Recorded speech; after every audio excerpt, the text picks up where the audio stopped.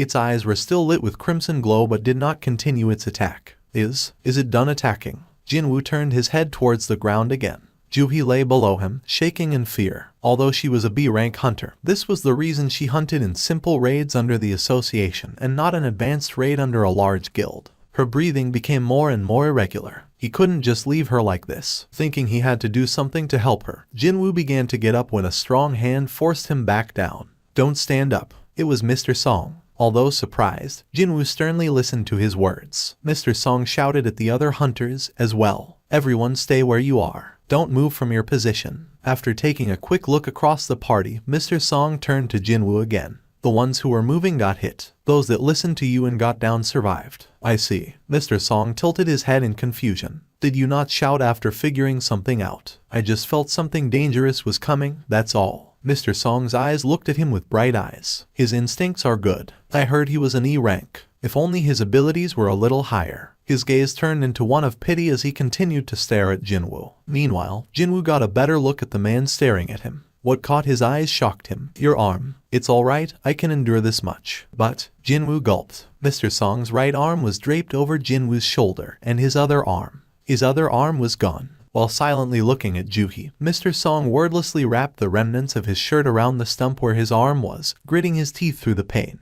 Can you tie the end here? Hard to do with just one hand. As Jinwoo nodded and completed what could barely be called first aid, Mr. Song let out a long sigh. It was a sigh filled with the experience of 10 years of hunting. Looking around, he took in the surroundings and the status of their situation. Just because the statue of God had stopped its attack didn't mean their adversity was over. Time passed as the hunters lay on the ground. Why did this happen to us? Some of the hunters started crying again. We can't stay like this forever. The patience of the survivors was slowly reaching its limits. Jinwoo felt the same. We can't stay like this forever. But what could they do? If Mr. Song's guess was correct, they would be attacked the moment they started moving. And even if they managed to dodge the statue of God's attack, they still had to go through the statues guarding the door. And therein lied the other problem. The movement of the one guarding the door was so fast that it could barely be seen by the naked eye. How could they get past something like that? It was an impossible situation. The hunter's annihilation was simply a matter of time. Wait, a matter of time. As the thought appeared in his head, an uncomfortable thought followed. Something that no one else had noticed. There's